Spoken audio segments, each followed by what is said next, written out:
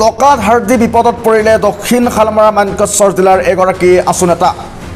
এই ল'ৰাটোক মই গাঁৱলীয়া হিচাপে চিনি পাওঁ। মই তাক 1 লাখ টকা ধাৰো দিছিলোঁ দোকান দিবলৈ।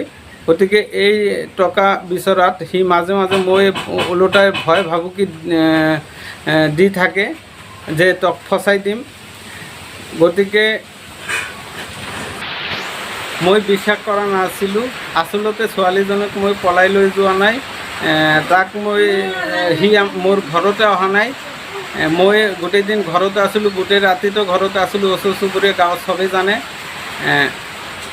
এইটো মোৰ বিৰুদ্ধে এটা ডাঙৰ ষড়যন্ত্ৰ, মোক বেন কৰাৰ বাবে এটা ডাঙৰ চক্ৰ লাগিছে। গতিকে এইটো মই বুজি পাইছোঁ। মই টকা বিচৰাৰ বাবে অপহৰণৰ লগত জড়িত কৰিলে আছু নেতাজনক। পিছে ক'ত সংঘটিত হৈছে এই ঘটনা? দক্ষিণ শালমৰা মানকচৰ জিলাৰ আছুৰ উপসভাপতি আমিনুৰ ইছলামে পাতংগীতলা গাঁৱৰ নুৰ আমিনক 1 লাখ টকা ধাৰ দি বিপদত পৰিল জিলা আছু নেতাই। নুৰ আমিনৰ পৰা আমিনুৰ ইছলামে টকা বিচৰাৰ বাবে নুৰ আমিনৰ বোৱাৰী অপহৰণৰ লগত জড়িত কৰাৰ অভিযোগ আমিনুৰ ইছলামক।